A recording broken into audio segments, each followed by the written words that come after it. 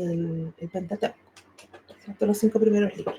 Bueno, en todo este periodo podemos ubicarnos que sería, si pensamos en el siglo I, en el nacimiento de Jesús, esto fue mucho antes, aproximadamente 3 siglos antes con los griegos y casi 2 siglos antes que con el dominio romano, siglo I, como 150 años antes aproximadamente. Ya tenemos entonces, este es el marco histórico, el judaísmo, un momento de con su diversidad. Tenemos Palestina está bajo el dominio romano, y C, la destrucción del templo de Jerusalén en el año 70. Recordemos que estamos viendo este periodo donde Jesús ya había muerto, ¿cierto? Porque estamos viendo la infancia del cristianismo. Y la infancia del cristianismo comienza después de la resurrección de Cristo. Y tenemos entonces la destrucción del templo de Jerusalén en el año 70 después de Cristo, que marcó un punto de inflexión en la historia del judaísmo. Pero antes de este evento, el templo era el centro religioso y simbólico del pueblo judío. Conversábamos igual en la clase pasada que el templo de Jerusalén era el centro de toda la vida religiosa judía. Todo giraba en torno al templo y era lo que los unificaba, porque como hemos visto que habían tantos tipos de judaísmo, sin embargo, todos se centraban en el templo. El templo era lo que los unía. Todo este ritual de los sacerdotes, de los sacrificios, eso era lo que les daba un poco el sentido a este pueblo, ¿no? A esta religión. Por eso, yo muchas veces cuando comento, o especialmente cuando comento con algunos judaizantes, pensar en el judaísmo actual es pensar en una religión muerta, porque el judaísmo como tal, como estaba en la Biblia, en el Antiguo Testamento, muere aquí con la destrucción del templo de Jerusalén, porque ahora es una religión sin templo, sin sacerdocio, sin sacrificios, ya no tiene sentido. Por eso que es una religión muerta, porque la vida de la religión hebrea es el templo y todos los rituales y todos los sacrificios. Y también es un punto muy importante la destrucción del templo para el cristianismo, porque el cristianismo aquí comienza a desprenderse del judaísmo y a su vez comienzan ellos a tener más conciencia del mesianismo, ¿no? Del mesianismo de Cristo, porque Jesús hizo una profecía acerca de la destrucción del templo, así que también esto es muy importante para los cristianos también. Entonces este es el contexto cuando comienza el cristianismo, un tiempo violento, confuso y con demasiadas ideas y filosofías. Llegó alguien más, creo. Ay, no sé qué dice. Ya.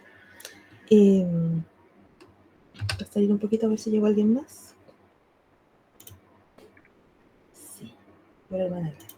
Hola, hermana Glenda, bienvenida. Hermana Carmen.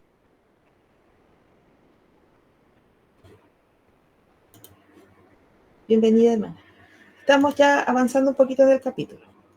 Ya, seguimos aquí.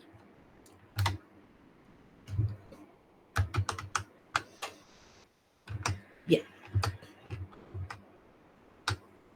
Vimos ya el contexto histórico y ahora tenemos los grupos religiosos y las sectas que surgen aquí.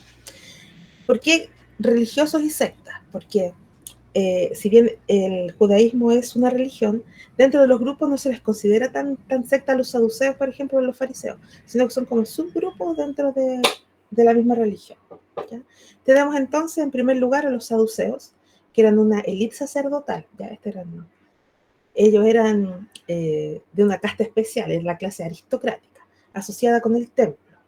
¿Ya? Aceptaban solo la Torá, es decir, los 5 primeros libros, y rechazaban las ideas como la resurrección de los muertos, los ángeles.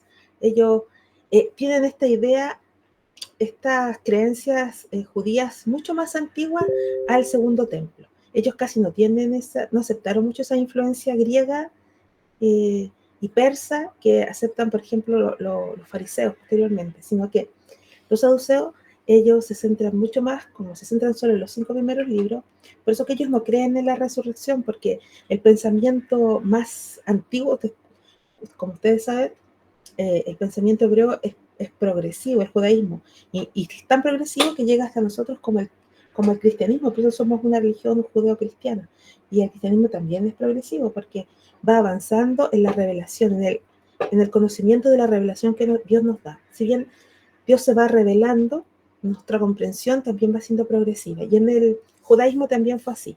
Y los saduceos, sin embargo, no tuvieron tanta progresión, sino que ellos se quedan con esta idea de que el ser humano es un ser integral, que no hay esta separación como la vemos, como la comprendemos nosotros ahora desde el cristianismo, que es una parte material y una parte espiritual.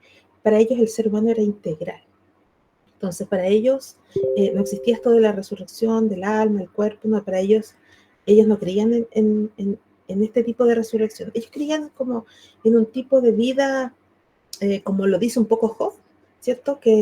O Eclesiastés, que dice que el cuerpo muere y la vida vuela a Dios que la dio, y es como que se uniera con Dios. Un pensamiento un poco oriental, pero es como que esas eran las ideas que ellos tenían, todavía no desarrollaron las creencias de la vida, pero más individual. Para ellos era todo colectivo, era todo como la vida juntas como comunidad, y así va a ser también como ese tipo de la otra vida, ¿ya? Así que tenemos en este lado a los saduceos, que creían solo en la Torá, aceptaban solo los 5 primeros libros, rechazan la idea de la resurrección de los muertos, y los ángeles, porque ellos no creen en seres espirituales, solamente creen en Dios como un ser espiritual. ¿Ya? Luego tenemos a los fariseos, y creo que los fariseos son como los más conocidos porque aparecen prácticamente en todo el Nuevo Testamento. ¿Ya? Cuando los fariseos eran los más populares, la mayor cantidad de judíos eran fariseos, entre el pueblo, y enfatizaban la interpretación oral de la ley. ¿Ya? Ellos son los que arman las escuelas rabínicas principalmente, y se basan mucho en la escritura. Por eso, recuerda cuando Jesús les dice a los fariseos, ustedes escudriñan las escrituras, porque los fariseos hacían debates, tenían escuelas y estudiaban profundamente las escrituras, pero Jesús les dice, vosotros escudriñáis las escrituras pensando que en ellas puedes encontrar la vida eterna. Sin embargo, son ellas las que dan testimonio de mí. Y a veces nosotros pensamos que Jesús está diciendo que hay que estudiar la Biblia. Y claro, hay que estudiar la Biblia, ¿no? Pero Jesús aquí le está haciendo una crítica a los fariseos. Le está diciendo que a pesar que ellos estudian mucho las Escrituras, no se dan cuenta de que las Escrituras hablan de Él, hablan de Jesús. Y es por esto, porque los fariseos se centraban mucho en la ley y en la interpretación oral, porque ellos pasaban mucho tiempo hablando, escudriñando, como Jesús en el templo. ¿Recuerdan cuando tenía 12 años? Estaba ahí conversando con los maestros de la ley. Eran estos los fariseos. Se piensa, algunos historiadores y teólogos piensan que Jesús también está en esta línea farisea, que Jesús era fariseo en relación a su enseñanza. Y lo dicen especialmente porque cuando Jesús dice que los fariseos se sientan en la cátedra de Moisés, eso es como un reconocimiento de que ellos son los que mantienen la ley. Y Jesús dice, hagan lo que ellos dicen, pero no lo que ellos hacen. Entonces, Jesús está de acuerdo con las enseñanzas de los fariseos, en cierto sentido, cuando es en relación a las escrituras y a la ley, pero no con lo que ellos hacen, porque ustedes saben, los fariseos le agregaron más cosas a la ley, tenían demasiado ritual, y es lo que Jesús les critica a estos fariseos. ¿Algún comentario? ¿Aló? ¿Se puede? Sí, sí, sí. Sí, bueno, solamente un comentario muy interesante, justo lo veíamos hoy día en clase con sus hermanos, es que el último fariseo de la casta de fariseo fue Gamaliel, y justo estaba con los saduceos al momento de estar cuando Pedro y Juan son apresados, y él fue el único que dijo, ¿no? Porque entendía la ley y fue el que pudo liberar a los apóstoles de ello, ¿no? Después de ahí ya no hubo más porque obviamente todos tergiversaban lamentablemente el dilema. Pero mi otra pregunta, no sé si formará parte de ello también, es el proceso de la persecución cristiana con Nerón y la quema de Roma.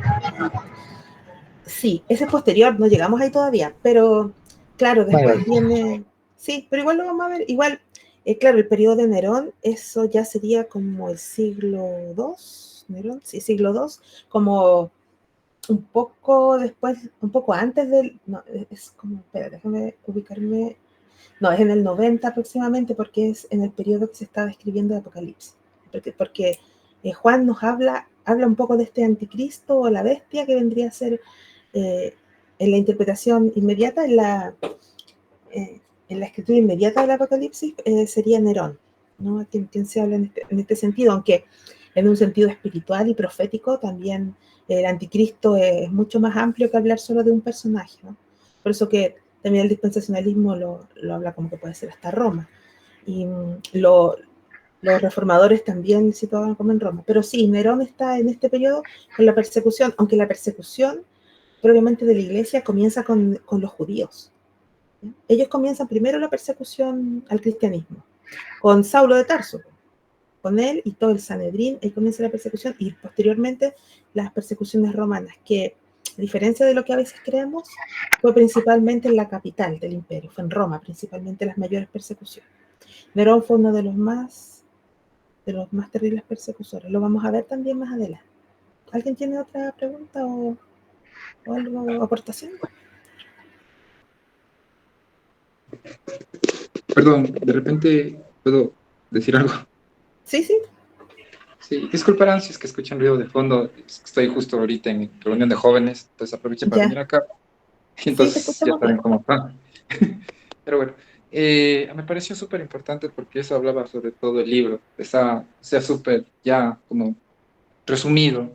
Sí, Y, y una de las cosas que a mí me puso a pensar y una de las cosas que normalmente a veces pensamos es de que el judaísmo tiene la parte más pura, digamos, en el ámbito del exégesis de la palabra.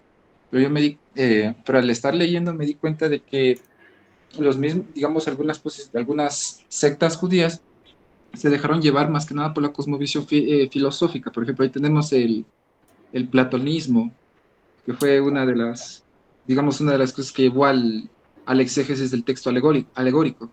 Entonces, Claro, eh, el que se desarrolló principalmente en Alejandría, ¿no? sí, exacto. Entonces, también me pareció súper chévere porque esto como que destroza de alguna u otra manera con raíces hebreas. Claro. Entonces, sí, y también otra cosa que también que me gustó por ahí, es de que yo tenía el problema de que del templo, o es antes de la destrucción del templo o es después de la destrucción del templo, porque, eh, lo, porque digamos, ¿cómo la palabra es difícil, los Ah, ya los diásporas, cristianos de la diáspora, sí, pero tú te refieres a sí, los ellos. judíos o a los cristianos, porque hay dos diásporas. Los judíos ¿Ya? porque ellos hacían la peregrinación directamente de donde estaban Al templo, sí. a Jerusalén, esperando también eh, Claro, no, digamos, algunos hospedarse ahí y es una filosofía que ellos tienen, porque supuestamente ellos al hospedarse ahí y al morir ahí, ellos eran primeros en la resurrección, lo que yo entendí.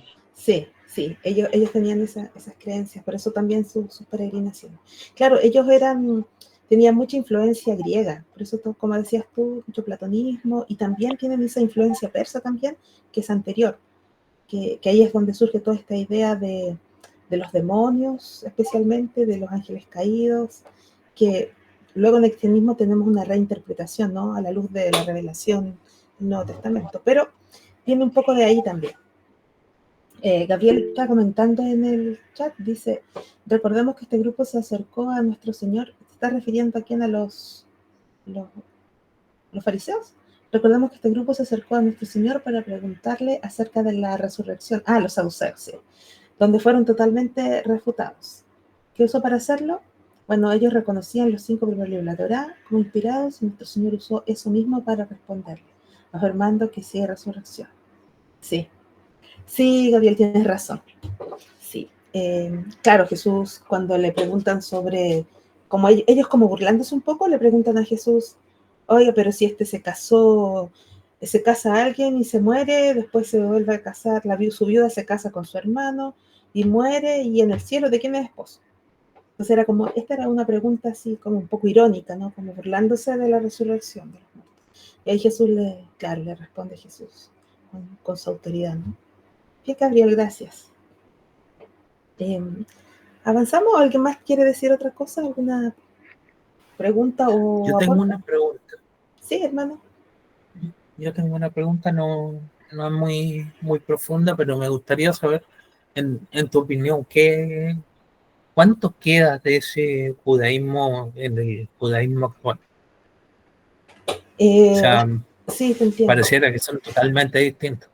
Sí, es bastante diferente. Bastante diferente al judaísmo del siglo I y especialmente muy diferente al judaísmo anterior a la destrucción del templo. Porque el fariseísmo actual, o sea, el judaísmo actual es un judaísmo fariseico, concentrado en la sinagoga, sinagonal, y sin sacerdocio, sin sacrificio. Es otro judaísmo. De hecho, incluso ya ni siquiera están tan centrados en la escritura como lo estuvieron en los primeros siglos, porque una vez destruido el templo, ¿cierto? Ellos se centran en recopilar la Torá, que muchos fueron destruidos, tienen que recopilarla a través de las sinagogas, porque el templo todo se destruyó. Lo recopilan a través de los Targum, que estaban en algunas sinagogas en Palestina, algunos escritos en hebreo y otros escritos en arameo. Y comienza ahí la construcción del proto-masorético. Entonces, ahí estaban ellos muy centrados en la escritura.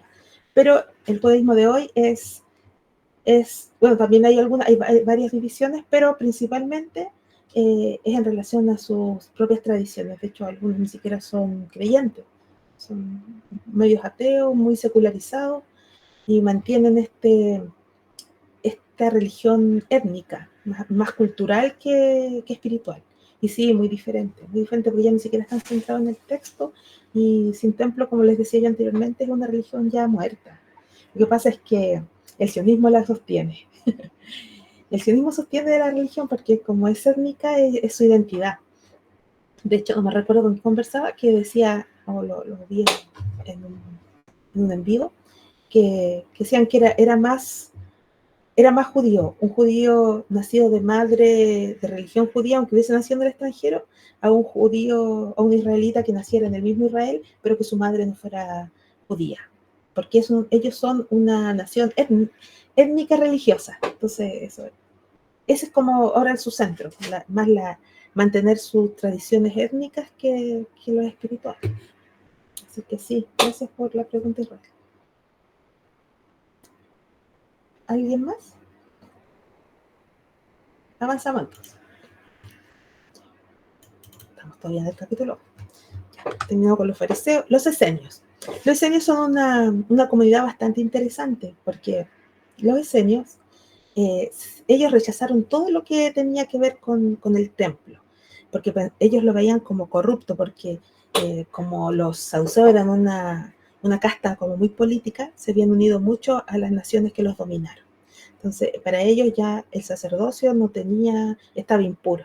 Por eso ellos se retiraron. Es un grupo ascético, o sea, ellos como que renuncian a todo, renuncian a todos los placeres de la carne, digamos. ¿Ya? Este grupo ascético que vivía en comunidades separadas de las ciudades, vivían en cuevas, como la de Qumran, que es donde encontraron los rollos del Mar Muerto. Supongo que la mayoría ha escuchado. En estas cuevas de Qumran, que eran en el desierto, ahí ellos vivían. Algunos se dedicaban, tenían una vida de contemplación célibe, y otros eran casados, pero se dedicaban solo ahí a la contemplación principalmente. Y bueno, tenían una interpretación estricta de la ley y esperaban una intervención divina inminente. Ellos esperaban un Mesías, pero no el Mesías no a Jesús, digamos, no este tipo de Mesías, sino que ellos esperaban un Mesías más apocalíptico. ¿Ya? Era como un Mesías, porque ellos eran muy apocalípticos, no recuerdo cómo le llamaban, no me recuerdo ahora. Pero ellos, el Mesías que ellos esperaban era político, que iba a poner paz, instaurar la paz y restablecer el orden del templo, y así ellos iban a poder volver al judaísmo que dejaron. ¿Ya? Así eran los esenios. Con interpretaciones tan estrictas de la ley, y eran así. Y ellos guardaban mucho también la ley, y gracias a ellos que nosotros pudimos conocer y ver las diferencias cuando se descubrieron estos rollos que ellos habían guardado en vasijas enterradas en estas cuevas.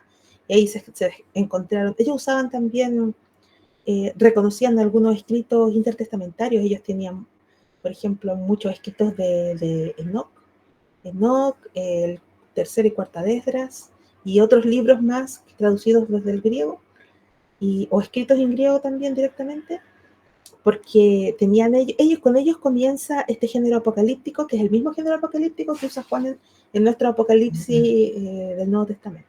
Ellos usan el mismo género literario, que es un género literario de resistencia, ¿ya? Contra imperio. O sea, ellos escriben en clave de resistencia, siempre pensando en que tienen que resistir e ir contra los que los están dominando. Por eso también se apartaron, por estar en contra de la religión corrupta del templo, y a su vez en contra del imperio romano o del imperio griego, quienes habían sido los que los dominaban en turno. Luego tenemos los celotas. Como ustedes saben, uno de los discípulos, Pedro, ¿cierto?, era celota, uno de los celotas, que era un movimiento nacionalista y revolucionario que buscaba liberar a Judea del dominio romano mediante la resistencia, pero la resistencia armada. A diferencia de los esenios, que tenían una resistencia pacífica a través de la apocalíptica, ellos tienen una resistencia armada. Era revolucionario, ellos hacían emboscadas, atacaban a los soldados, robaban, eran los que estaban en contra de dar el tributo, que acusaban a los publicanos o a los que trabajaban con Roma como traidores. Y fueron estos mismos celotas los que, una vez que Jesús muere, resucita, ellos crearon la revuelta. Los celotas principalmente crearon la revuelta del 66 después de Cristo y que terminó con la destrucción del templo, con la invasión romana. Sí. Ellos fueron los que comienzan más fuertemente esta guerra judeo-romana. Los celotas eran un movimiento, como les digo, nacionalista. Por último tenemos a los samaritanos, ¿cierto? Que ellos eran este pueblo que salió de la división de Jeroboam-Roboam, aproximadamente el siglo V, ¿será? 4 antes de Cristo. Ellos salen de esta división, son los que no se quedan en Judea, sino que se van a otros pueblos. Y ellos se juntan con otros pueblos y no mantienen esta línea pura étnica que tanto quieren los judíos, sino que ellos se mezclaron con otros pueblos. Y ellos siguen siendo judíos porque mantienen ciertas tradiciones y ciertas creencias, pero ya no tienen este linaje puro. Es un grupo separado, entonces, que adoraba en el monte Gerizim. ¿Ustedes recuerdan la historia de la mujer samaritana, cierto? Cuando Jesús le dice, cuando la mujer le dice, pero Señor, en este monte nosotros adoramos. Jesús le dice, pero llegará el momento en que los verdaderos adoradores adorarán al Padre en espíritu y en verdad. Sí, eran los samaritanos. O que se odiaban con los judíos de Palestina. ¿Sí? No dio muerte por esta misma separación y porque los consideraban impuros. Eran peor que perros sarnosos, los samaritanos para los judíos. ¿Ya? Y solo aceptaban también, al igual que los saduceos, el Pentateuco como escritura sagrada, y ellos tenían como principal patriarca a Jacob. No reconocían tanto a Moisés o a los demás patriarcas. Jacob era su patriarca principal. ¿Ya? Y vamos a hablar... Sí, dígame. Es que el hermano Rams tiene una pregunta, creo. Ah, ya, voy a ver. Sí, me pasa tiene la mano levantada. Disculpa, Nico, que no. Dígame. No, que hablabas del tema de los saduceos, no. Recién lo vimos. Que estaban con la como visión apocalíptica y el tema de... No sé si entendí bien, pero que veían el punto de no un retorno de los esenios, ¿quieres tú? ¿De los esenios? Claro, de los esenios. ¿Ya? De un Mesías, sino como del Dios vivo, digamos, viniendo a salvar al pueblo. Claro, sí, ellos tienen esa visión de... Esa visión. Y algo que me llamó la atención, no sé si en la Biblia figura, pero que me llamó la atención del libro cuando habla de, de Juan el Bautista en la cárcel. Cuando manda a alguno de los suyos a hablar con Jesús y ellos vienen con un mensaje y dice que no lo tomaba Juan el Bautista como, o sea, no aceptaba el tema ese de un Mesías. Era como que primero habla que él es el que quita el pecado del mundo, pero después no lo acepta como Mesías. Que le dio las dudas, como que tenía las dudas. Sí. Claro. Y me sonó curioso, un poco curioso a los esenios. Claro, era como me llamó la atención que era como el mismo pensamiento de los esenios. Sí, bueno, muchos teólogos, historiadores piensan que Juan tenía esta influencia esenia. Tiene muchas características. Por ejemplo, él se retiró al desierto siendo hijo de un sumo sacerdote, ¿cierto? Claro. Como era Zacarías. Sin embargo, él no siguió esta línea sacerdotal, él se apartó. También rechazó todo lo mundano, podríamos decirlo. Se vestía de pieles, comía miel silvestre, langosta y se apartó. La diferencia, sí, con los esenios de Juan el Bautista es que él no vivía tanto en comunidad, él vivía solo, los esenios tendían a vivir en comunidad.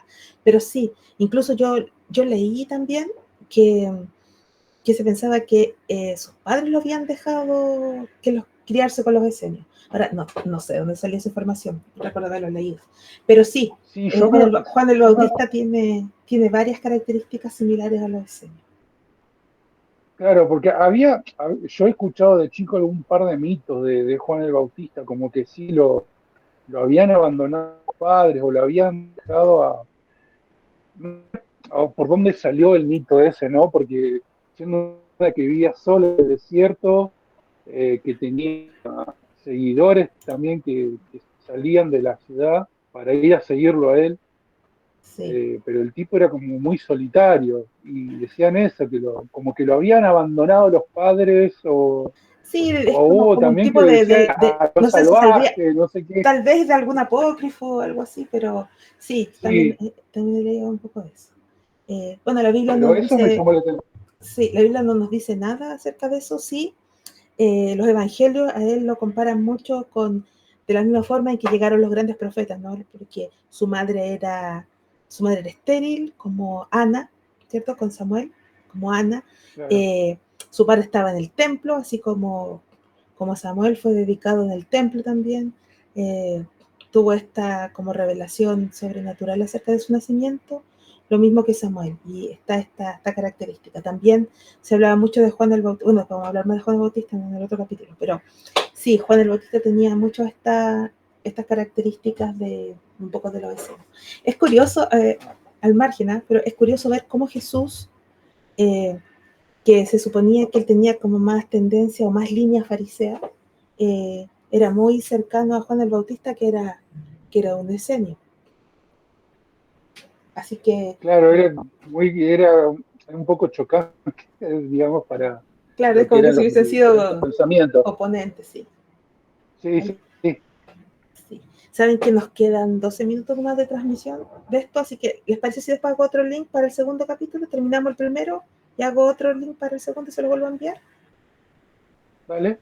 Ya, porque no sé, voy a ver si después contrato por más tiempo el Meet. Ya, volvamos entonces para terminar ya el capítulo. Tenemos entonces la diáspora judía, las comunidades judías entonces fuera de Palestina. Que ahora no se me sale. Aquí. Las comunidades judías fuera de Palestina mantenían su identidad a través de las sinagogas, donde se leía y se estudiaba la Torá, ¿cierto? Incluso los cristianos, antes de separarse del judaísmo, seguían asistiendo a la sinagoga para escuchar la ley, ¿ya? Estas comunidades, bueno, de la diáspora judía, que ya estamos hablando de los que estaban en Alejandría, estas comunidades estaban influenciadas por la cultura helenística, ¿cierto? Porque toda Alejandría fue conquistada por Alejandro Magno y luego también por los Leucéidas, me cuesta decir esa palabra, ¿ya? Lo generaban tensiones entre la tradición judía y las costumbres griegas. Por eso que eran rechazadas. Por eso, después de la destrucción del templo, se crea más esta animadversión contra todo lo griego y contra todo lo cristiano. Y dejan los judíos de usar la Septuaginta y cualquier escrito griego. Y por eso se centran más solo en los escritos en hebreo y arameo. Y la recuperación de la lengua, porque en el siglo I ya el hebreo estaba prácticamente perdido como lengua cotidiana, solamente se usaba como lengua religiosa, ¿ya? Para el culto solamente, ¿ya?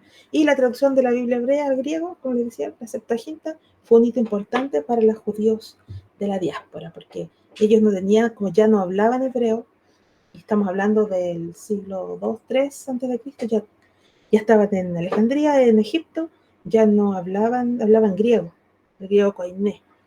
Así que fue súper importante para ellos esta traducción de las escrituras. Y acá ya me queda una. Y por último, la conclusión. El judaísmo entonces al inicio de nuestra era era un mosaico de creencias y prácticas, con una fuerte tensión entre la tradición y la influencia externa. Este contexto religioso y político fue el escenario en el que surgió el cristianismo, con Jesús y sus seguidores interpretando las escrituras y las expectativas mesiánicas de manera novedosa. Este capítulo sienta las bases para entender cómo el cristianismo emergió dentro de este complejo entorno judío, tomando elementos de las tradiciones existentes, pero también introduciendo nuevas interpretaciones y prácticas, porque ahora ellos tenían un maestro divino, ¿cierto? Un Dios mismo enseñándoles. Por eso esta nueva interpretación, porque Jesús hizo esto, hizo conservando la ley, conservando las tradiciones judías, pero le dio esta nueva interpretación más pura a las escrituras, que es lo que mantiene el cristianismo, ¿cierto? Y lo que nosotros deseamos mantener. Por eso siempre volvemos a mirar a la iglesia primitiva. Hermanos, voy a cerrar este y voy a abrir otro y les vuelvo a mandar el enlace, ¿de acuerdo? Para que terminemos el capítulo 2. Así que bendiciones, nos vemos.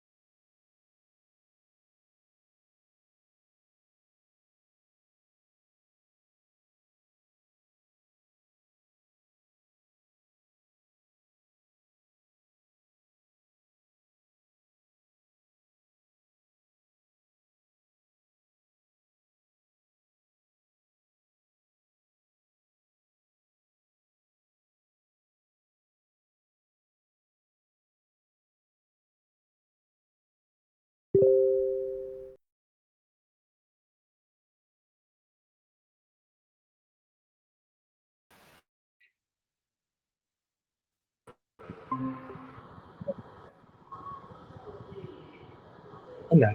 Sí,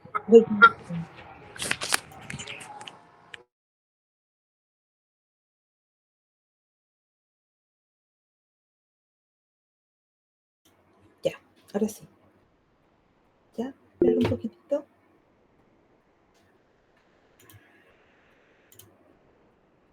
Éramos 11 o 12.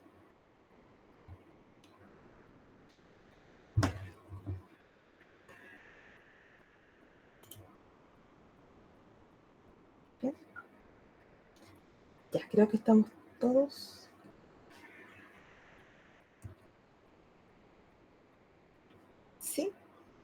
Bien, en relación al capítulo que acabamos de terminar, ¿alguna duda acerca de cómo era el panorama judío en el siglo I? Ya más o menos vimos en qué estaban ahí ahora estaban con los romanos, con esta pluralidad del judaísmo, ¿cierto? Con diferentes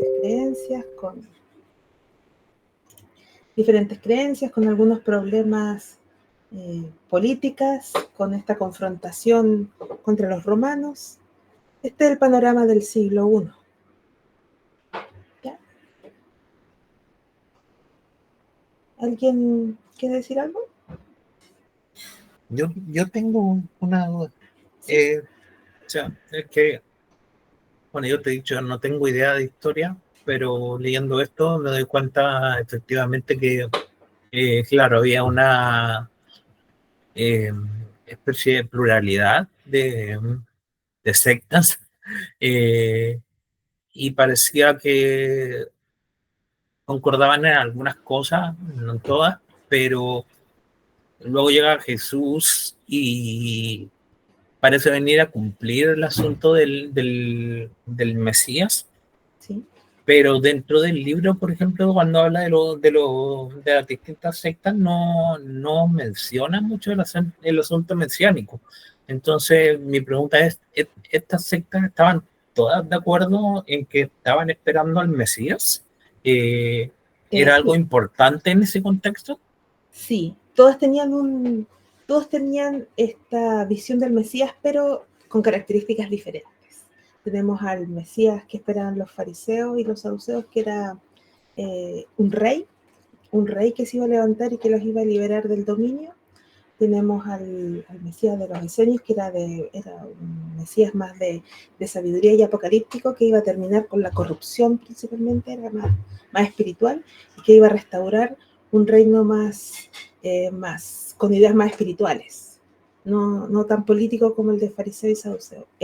Los samaritanos también creían en una restauración, de un Mesías restauracionista que también los iba a liberar del yugo. Principalmente esta era la visión principal del judaísmo, un Mesías político. Por eso, si ustedes han escuchado hablar a los judíos del día de hoy, por eso rechazan a Jesús, porque dicen que Jesús no tenía este trasfondo político de rey que decían para ellos las profecías que tendría que ser el Mesías. Pero ellos no ven algo en Jesús, de que Jesús sí tuvo también esta reacción, este entorno también político, porque Jesús fue condenado políticamente. Por eso a Jesús le pusieron de título el Rey de los Judíos y fue condenado por un dominio extranjero. Entonces Jesús también cumple con esto. Claro que no cumple con lo que ellos esperaban, porque ellos esperaban una restauración, ¿no? De un rey que se levantara con un poder físico, político. Pero, y no, pues el mesianismo de Jesús es espiritual. Es el reino de los cielos se ha acercado. El reino de los cielos. No es que este mundo, esta tierra mejore. Y claro, en ese sentido, todos esperaban ese tipo de Mesías. Por eso que siguen esperándolo, ¿no? Por eso tal vez puedan ser engañados más adelante. Ahí veremos, depende de nuestra postura escatológica, pero tiene mucho sentido el que ellos sigan esperando un Mesías con este intentar dominar, o con este sionismo como político tan fuerte que mantienen ahora. ¿Alguien más quiere decir algo de este capítulo antes que avancemos al segundo? Un comentario sobre esto es que ¿Sí? los judíos en los tiempos de Cristo, obviamente, ellos esperaban a un Mesías que los salvara de la opresión romana. Así es. Y cuando realmente no es así, porque estos mismos habían interpretado incorrectamente la escritura. Por eso es que el Señor les demandaba eso.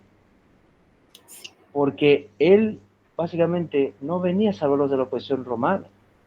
Él venía a salvar básicamente nuestras almas del pecado. Sí. Y eso es lo que no les gustaba a ellos. Por eso es que lo rechazaron.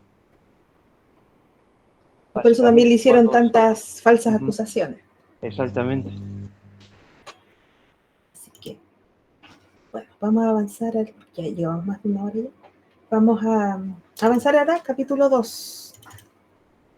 Capítulo 2. Capítulo 2, Juan el Bautista y Jesús de Nazaret, ¿cierto? Su impacto en el judaísmo palestino del siglo I. Todavía estamos bajo este panorama histórico del judaísmo en Israel. Tenemos el judaísmo, aún no se sabe nada de cristianismo, tenemos toda esta secta, ¿cierto? Y grupos políticos, guerrillas, visiones filosóficas diferentes, la mayoría, ¿cierto? Todos centrados en la Torá, pero unos con unas posturas de resistencia pacífica, otros con resistencia violenta, y es aquí, en este entorno, en que empieza el cristianismo. Y primero, ¿cierto? Yo leía un libro hace no mucho, que se llama el amigo del novio, que habla de Juan el Bautista, porque Juan el Bautista, como es el que prepara el camino del Señor, se habla de él en ese sentido, el amigo del novio. El novio es Cristo, ¿no? Su novia es la iglesia. Y él era el que prepara el camino del Señor. Creo que está llegando alguien, ¿no? ¿Alguien quiere hablar algo? Que salimos para verlos.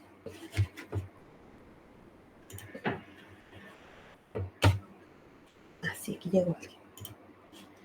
Se me olvidó compartirles la pantalla, ya estaba abriendo y todavía no les compartí. Ya, y sí. Bien, ahora sí. Aquí está. Juan el Bautista, entonces, su contexto histórico.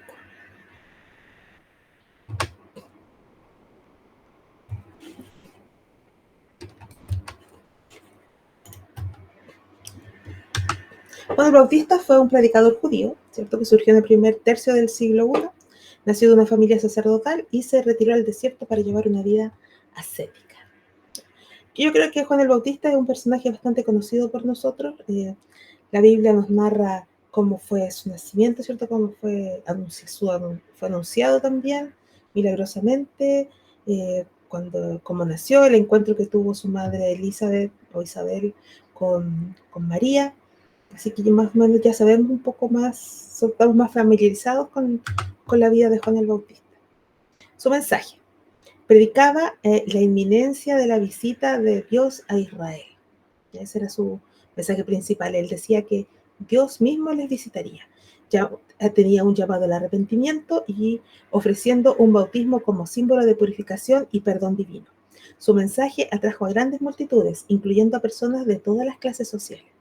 Y esto es bastante notable de Juan el Bautista porque, como veíamos, en el templo la casta sacerdotal era la clase aristocrática, o sea, no cualquiera tenía acceso a ellos.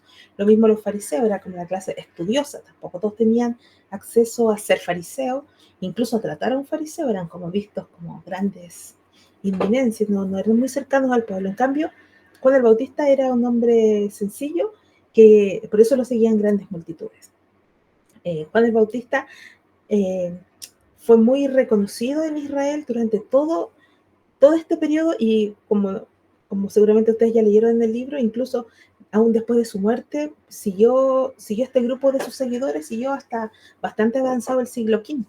Así que tenemos una tradición bautista, que no son los mismos bautistas que protestantes o evangélicos, no son los mismos, pero tenemos esta tradición bautista de Juan el Bautista bastante larga. Juan el Bautista enseñaba este bautismo porque en el judaísmo ya se practicaba el bautismo. De hecho, algunos dicen que fue una adaptación mesopotámica, pero es para dudarlo un poco. Pero se practicaba distintos tipos de bautismo. Había un bautismo de purificación del cuerpo. Por eso en muchas sinagogas en las entradas tenían una especie de piscinas. Algunas eran grandes y otras eran como del tamaño que cupiera completamente una persona. Eran angostas, pero un poco profundas. Se practicaba este bautismo que era generalmente por inmersión, ¿ya? Y se practicaba en muchos grupos, también los esenios, y por eso también como preguntaba recién Nico, también Juan el Bautista se relaciona con los esenios, porque los esenios tenían esta práctica del bautismo de purificación, ¿ya? Pero el bautismo de Juan es bastante diferente en el sentido de que él llama al arrepentimiento, el perdón del pecado. la gente, el bautismo de Juan era más o menos así. La gente, él predicaba el arrepentimiento, la gente se acercaba a él y públicamente decía sus pecados. Y luego, al bautizarlos, eran perdonados. Muchas personas, los pobres especialmente, no tenían tanto acceso a los rituales del templo para el perdón de pecados que era a través del ritual del sacrificio. Por eso que también Juan el Bautista era tan popular, porque la gente necesitaba este perdón que no les era tan ofrecido o tan accesible por la clase sacerdotal, porque estaban arruinados por los impuestos, había gente que estaba muriendo de hambre a causa de la opresión romana, y además el templo, ¿te recuerdan cuando Jesús expulsa a los cambistas y a los que vendían ahí para los sacrificios, aves y animalitos? Bueno, el pueblo, los más pobres, no tenían acceso a este tipo de sacrificio. Y Juan el Bautista les ofrece este mensaje, ¿no? Por eso que atraía mucho a las multitudes. Que aunque nosotros tendemos a compararlo con el bautismo cristiano, es diferente. Es diferente al bautismo cristiano, aunque nosotros lo practicamos, muchas de nuestras iglesias lo practican igual por inmersión, otros por aspersión, pero es distinto el bautismo que practicaba Juan. Era un bautismo de arrepentimiento. El bautismo que nosotros practicamos tiene más relación con la entrada del cristiano a la iglesia, ¿no? Con ser parte de la iglesia y a identificarnos con Cristo, ¿cierto? Con la muerte y su resurrección. A diferencia pero Juan está preparando el camino del Señor. Así que su bautismo fue un paso importante para preparar a las personas en relación a esto, a pensar en el arrepentimiento. ¿Ya? La relación con Herodes Agripa. Juan criticó, tengo una duda aquí si era Herodes Agripa, no, es Herodes Antipas. Me equivoqué al escribirlo. Después lo voy a arreglar. Ya. Con Herodes Antipas. ¿Ya? Juan criticó el matrimonio de Herodes Antipas con su sobrina, lo que llevó a un arresto y posterior ejecución. Aquí tenemos hubo una polémica en el grupo y que quiero explicarla.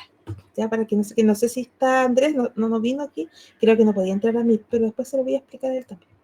Pero para que los que lo leyeron, pasa lo siguiente.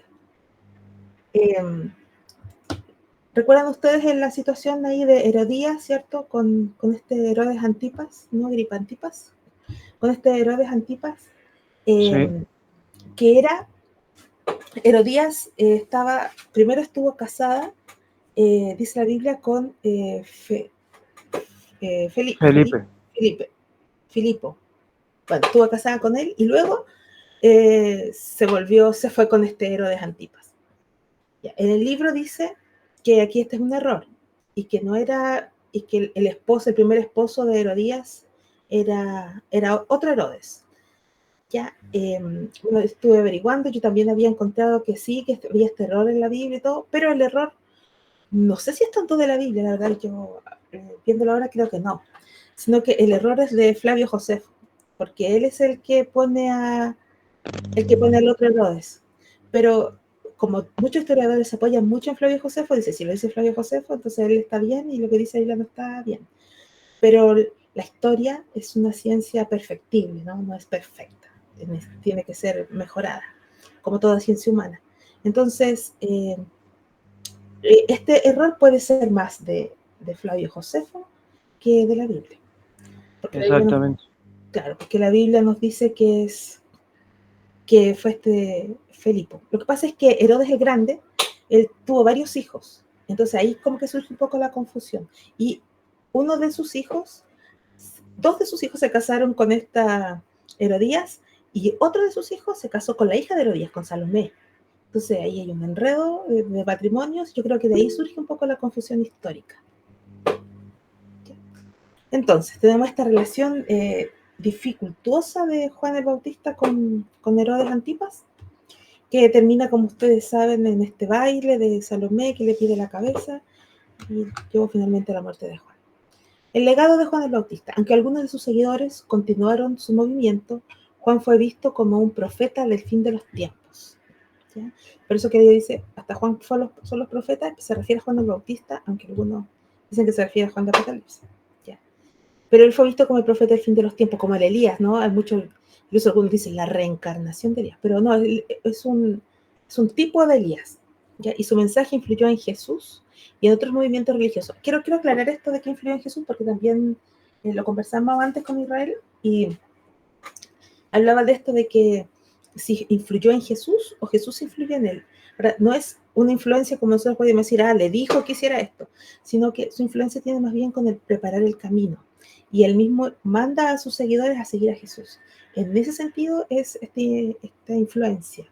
Y es porque podríamos decir que él fue como un precristiano, Juan el Bautista, porque preparó el camino de Cristo.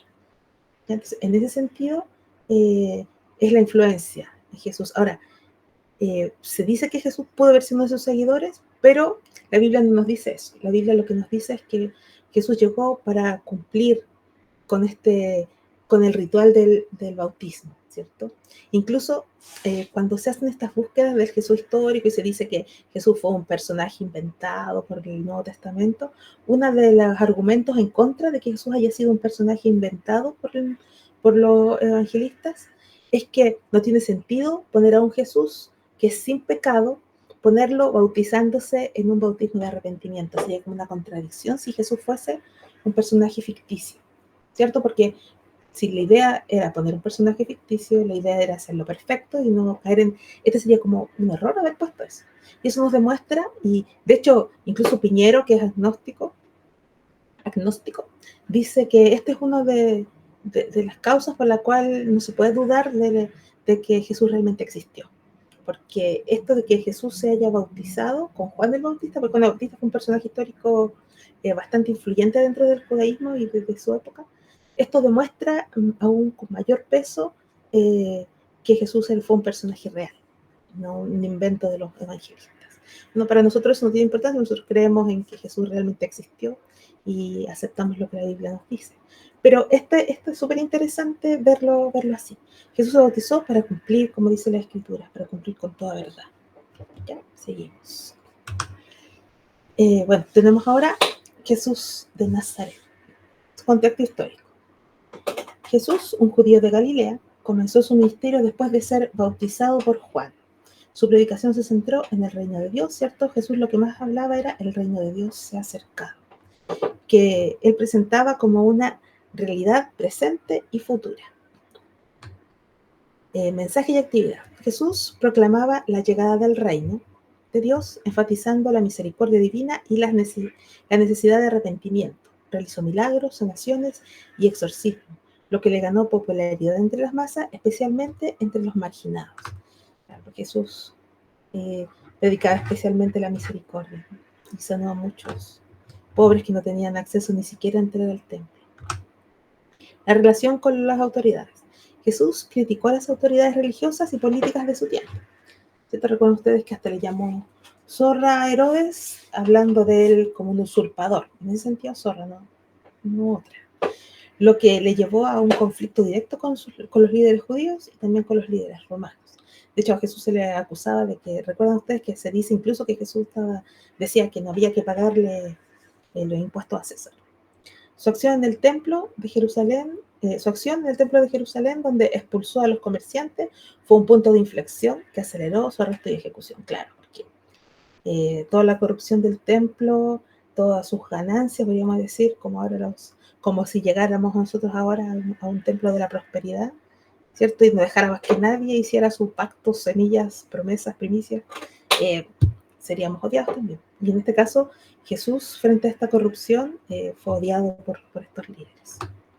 Muerte y legado. Jesús fue crucificado en Jerusalén alrededor del año 30 después de Cristo. Su muerte fue vista como un fracaso por sus seguidores. Por eso que ellos, recuerdan ustedes que los apóstoles incluso volvieron a pescar, porque aun cuando tenían la esperanza, cuando Jesús les había prometido esto, ellos, la decepción y la tristeza los llevó este sentimiento como de fracaso, de derrota. Pero su resurrección, según la fe cristiana, se convirtió en el fundamento de la nueva religión. Este es el fundamento de nuestra fe. Conclusión. El capítulo destaca que tanto Juan el Bautista como Jesús intentaron reformar el judaísmo de su tiempo, pero sus mensajes y acciones fueron recibidas de manera diferente. Juan fue visto como un profeta que preparaba el camino para la llegada de Dios, mientras que Jesús se presentó como el portador del reino de Dios. Aunque su mensaje fue rechazado por las autoridades, ambos personajes tuvieron un impacto significativo en el desarrollo del cristianismo primitivo, aunque sus movimientos no lograron un cambio duradero en el judaísmo de su época.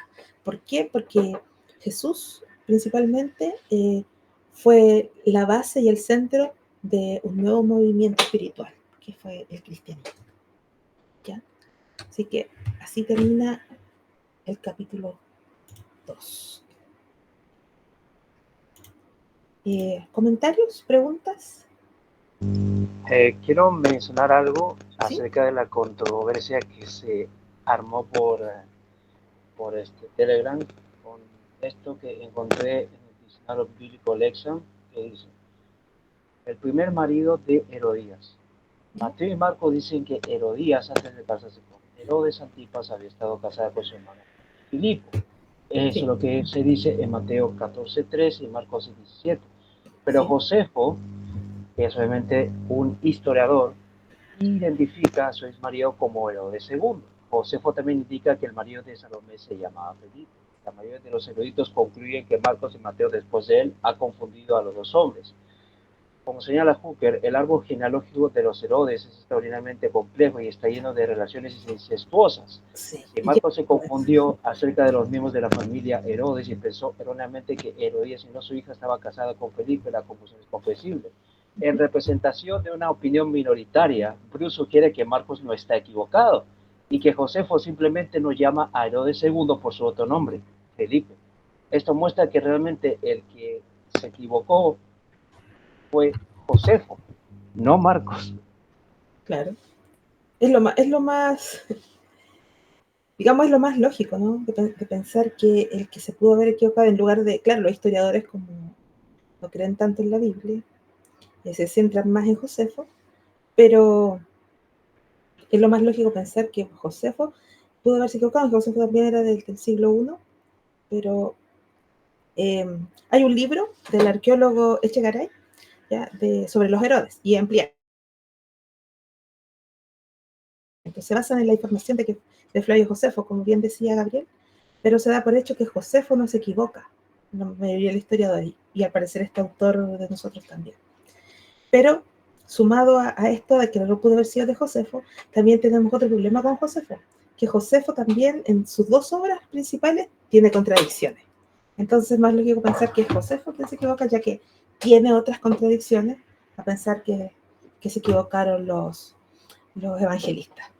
¿Ya? Así que sí, gracias Gabriel por tu aporte. ¿Alguien más quiere decir otra cosa o algo que no les gustó del libro? Porque Andrés, por ejemplo, que comentó ahí, él no le gustaba mucho eso, pero bueno, ahora ya lo conversamos. Algo que no le gustó o que les gustó o que quisieran profundizar o dudas.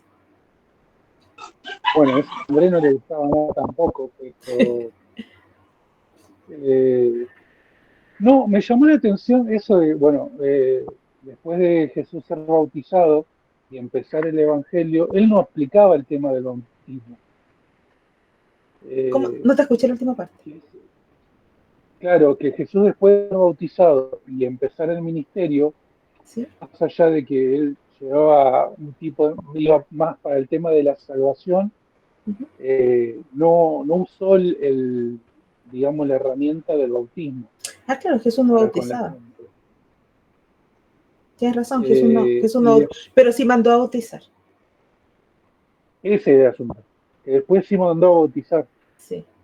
como en el yo pensaba después en el bautismo del eunuco, pero yo pensaba, cómo es Felipe. el discípulo de Cristo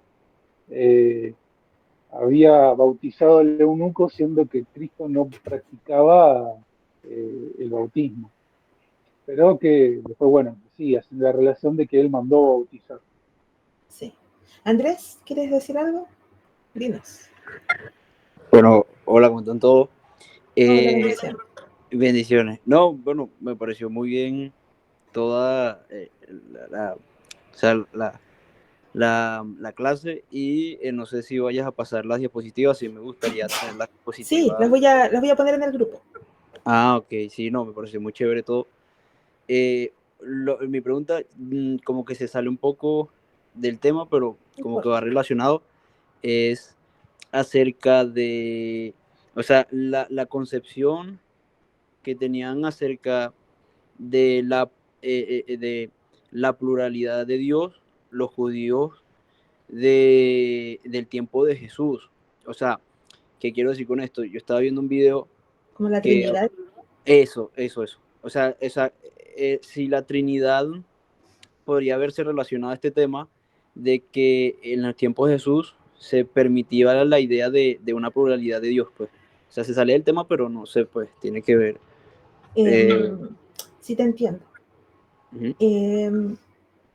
Yo diría que no. No en el sentido en que nosotros comprendamos la pluralidad de Dios, pero porque ellos, por el Shema judío, pues, Jehová nuestro Dios, Jehová, Yahvé nuestro Dios, Yahvé uno es. Pero sí hay ahí como ciertos vestigios de una pluralidad. Lo tenemos en el Ejad, por ejemplo, la palabra Ejad en hebreo, que es como pluralidad, y la tenemos también en Elohim, que es dioses, ¿ya? Que es como, podríamos decir, un pequeño rastro de pluralidad en Dios, aunque como ahora está como de moda hablar del concilio divino, que dicen que Elohim, pero yo lo veo más como se ha visto históricamente en la teología, que Elohim tiene más que ver con este concepto de cierta pluralidad en Dios. Pero el judaísmo propiamente tal, no se ve mucho. No se ve en esta pluralidad de Dios dentro de las diferencias. Por lo menos yo no tengo conocimiento de que lo vean así. Pero podemos investigarlo, porque tal vez sí. Yo no conozco tan profundamente todo el judaísmo, todos los tipos de judaísmo. Investiguémoslo y lo dejamos para tarea, que puedan buscarlo. Todos pueden participar, los dejamos de tarea para... Que es interesante, Andrés, saberlo. Sí, yo conozco un grupo, un canal de YouTube de alguien que defiende en contra de los hebrañoles, de las raíces hebreas, ¿sí? Y él conoce muy bien lo que es la Midrash, el Talmud, y él más o menos ha estudiado eso, pero sí, hay que estudiarlo, pues no es, lo que me sé es el canal. Pero no, muy bueno todo. Gracias. Ya, gracias Andrés por tu pregunta. Vamos a investigar un poquito más del tema, ¿ya? Porque no profundizamos tanto en todas las creencias hebreas que son bastante profundas. Tenemos ahí muchas creencias. Hermana Carmen. Sí, hermana Glenda. Sí, yo quiero hacer un comentario. Buenas noches, el Señor les bendiga. Colocaste una nota precisamente en el chat, no recuerdo si fue hoy o fue ayer, donde nos adviertes, ¿no? Donde nos dice, hola hermanos, los que vayan leyendo el libro, recuerden lo que conversamos desde el principio, que como el libro utiliza el método historiográfico y el autor es historiador y teólogo de frontera, hay partes que les pueden parecer un tanto liberales. No significa que debamos creer tal cual el autor, etcétera. Eso es una nota muy interesante que pusiste ahí, porque aparte de los 2 capítulos que ya leímos, más las primeras páginas de la 8 a la 31, y yo me adelanté algunos capítulos más, sí se nota la más adelante se nota más. Sí, muchísimo, se nota muchísimo más el estilo que tiene el escritor. Y para una persona, vamos a hablar en este punto desde lo que es el cristianismo y nuestra fe, para una persona que no esté firme en la fe en Cristo, le puede crear dudas. Si no conoce, aunque la duda no es mala de por sí. No, porque la duda más bien nos ayuda. Es como el miedo te impulsa.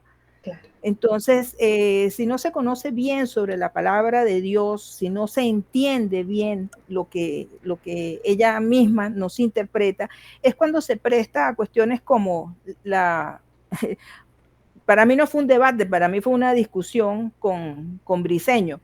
Entonces, hay que leerlo en la forma en la que, como usted dice, hay que leer este libro enfocándonos en lo espiritual, que es lo que a nosotros nos interesa, y no el punto de vista del autor, porque el autor y escritor hay momentos en los que parece ateo, O sea, Claro. parece Claro, que no cree. claro, y hay que comprender también que el libro es de historia.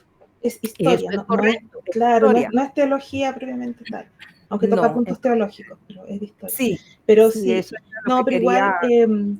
igual después, como en el momento a lo mejor uno se molesta un poco, pero entiendo, Andrés, lo que él estaba diciendo, y por eso también estuve como revisando más, y no, bien, pueden escribir igual los comentarios, las críticas, así que gracias igual, hermana, por su aporte. Sí, es algo que yo les venía diciendo, pero está bien que lo sacáramos en el momento que encuentren algo así, porque yo pienso que a veces nosotros como cristianos, como vivimos mucho en nuestra vida como de iglesia, eh, y vemos de pronto algo que nos dice, oh, pero ¿cómo este hereje va a decir esas cosas? Pero nos falta la reflexión. Entonces, es bueno que lo conversemos aquí entre nosotros y podamos tener esa reflexión de por qué dice esto, es así, hay alguna posibilidad de que la Biblia se equivoque en algún punto, es posible, no es posible, y conversarlo entre nosotros y ver nuestras perspectivas, porque nosotros tenemos la libertad para examinar todas las cosas, pero Sí, siempre porque llevando nuestro pensamiento cautivo a Cristo, como dice la Biblia. hay una parte aquí en el capítulo 2, donde es la fe, el judaísmo, donde el escritor prácticamente es como si diera por sentado que toda la historia de Jesús fuera una fábula. Es Claro, como sí. si lo pusiera todo en duda. Claro, él habla mucho Entonces, pues, también ahí del Jesús antes, histórico y todo eso. sí. Sí, lo que pasa es que él también es una persona que está como muy empapada en su época, porque él ya falleció, y en su época, digamos, de juventud, estaba muy fuerte toda la teología liberal y especialmente lo que antiguamente se llamaba la alta crítica, que hoy día le llamamos método de investigación. Entonces, claro, él tiene esas posturas. De hecho, como lo veíamos, creerle más a Josefo que a lo que dice la escritura, que es un planteamiento común dentro de los historiadores. Sin embargo, hay que ver lo bueno de él porque tiene muchos aportes súper interesantes que nos ayudan a comprender el panorama histórico del cristianismo, de la época en que el cristianismo surge. Y eso es lo que nosotros estamos aprendiendo. Y lo demás, Sí, bueno, que lo es dejamos realmente lo que nos como opinión. interesa. Claro, así es. ¿Alguien más tiene una opinión? ¿Vale? Sí, sí, no, solo para ahí aportar un poquito. De hecho, tú nos habías aclarado ese punto desde el Sí. inicio que íbamos a aprender la historia y acerca del autor. De hecho, nos comentaste que los papistas, ¿no? Usan mucho también este tipo de escritura y de referencias.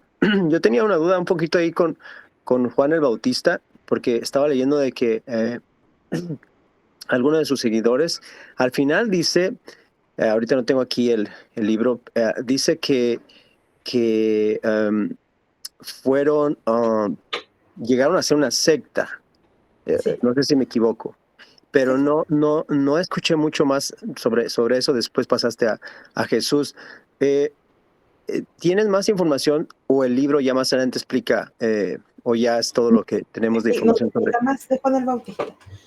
No, lo que pasa es que nosotros en la Biblia tenemos los últimos vestigios incluso después de Juan el Bautista, que sus discípulos siguieron manteniendo incluso, recuerda usted que hay una parte donde nos dice la Biblia que discutían los discípulos de Juan con los discípulos de Jesús, y Juan ya estaba Cierto. muerto. Juan ya estaba muerto. Y Apolos solo conocía el bautismo de Juan. Sí, posiblemente Apolos también había sido discípulo de Juan, que fue cuando Aquila y Priscila les ponen más abiertamente el mensaje del Evangelio. Y eso estamos hablando ya posterior a la resurrección de Cristo, debe haber sido como años 40 cuando sucedió eso, ya había pasado mucho, mucho tiempo desde la muerte de Juan. Y decía el libro que hasta el siglo V aproximadamente siguió viviendo esta secta que lamentablemente se convirtió en secta, como si paradójicamente, porque Juan el Bautista lo que quería era llamar a todo el pueblo a este arrepentimiento. Sin embargo, se convirtió en algo exclusivo, como es una secta. Las sectas tienen esta característica de exclusividad y de mantenerse como tener un líder infalible, que ellos son los únicos que tienen la verdad. Paradójicamente se convirtieron en eso. Algunos historiadores de las iglesias bautistas ven en este grupo como la continuidad de los bautistas, pero eso es un error histórico. Los bautistas no surgen históricamente uno lo dice de broma, que no somos bautistas antes que los cristianos porque venimos Juan el Bautista, pero no es así. Esta es una secta que seguía las enseñanzas de Juan el Bautista. Ok, ¿Alguien más? perfecto.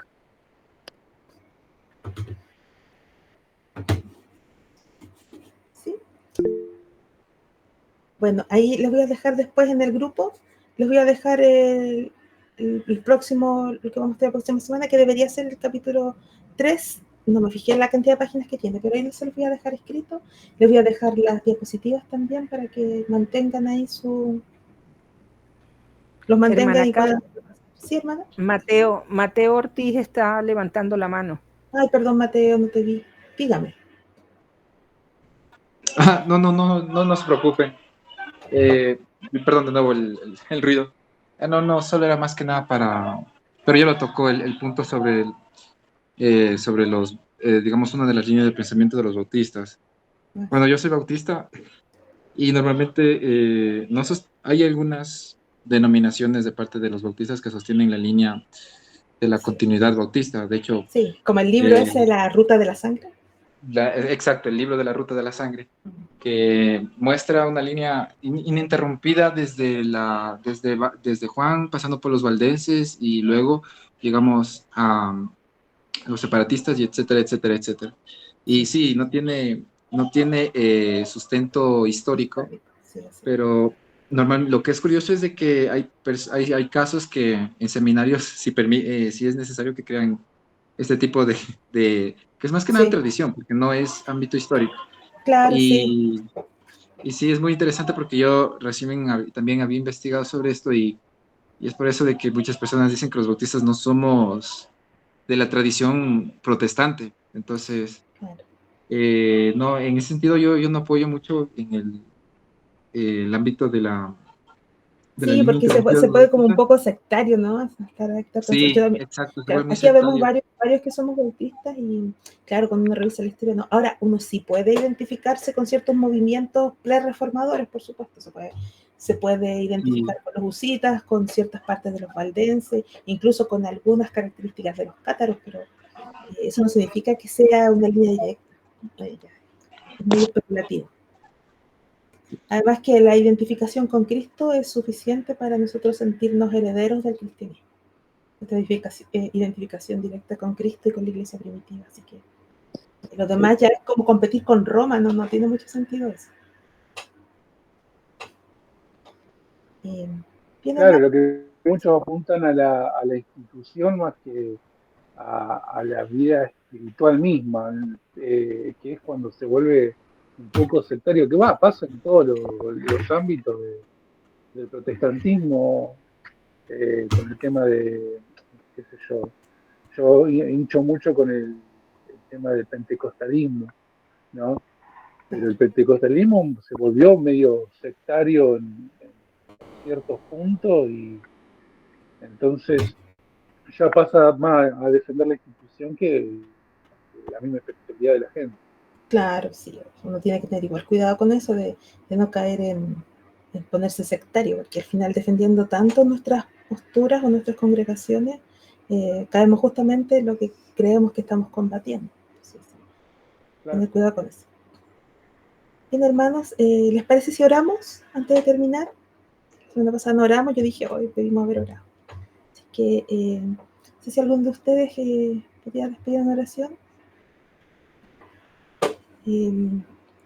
Voy a orar yo porque no lo fue mucho. Ya, oramos, damos gracias al Señor. Padre Santo, te damos muchas gracias por tu amor, por tu misericordia, por la oportunidad de poder compartir tu palabra juntos, por conocer cómo tu iglesia comenzó a formarse, cómo el cristianismo llegó a nosotros. Gracias, Señor, por la vida de tantos hombres y mujeres, Señor, que construyeron el mensaje de tu palabra a través de los siglos. Te damos gracias, Señor, por sus vidas, te damos gracias por la nuestra. Ayúdanos, Señor, para tener el discernimiento adecuado para ir aprendiendo y también, Señor, ir atesorando lo bueno, desechando lo malo. Te pido por mis hermanos que tú les bendigas, que les des sabiduría y cada día el deseo de aprender más de ti. Te amamos y te damos gracias. En el nombre de Jesús. Amén. Mis hermanos, que tengan linda noche. Los despido. Bendiciones. Chao a todos. Bendiciones. Chao, hasta luego. Chao, muchas gracias. Bien. Hasta luego. Chao. Bendiciones Chao, a todos. bendiciones. Que pasen buena noche. Gracias por la clase.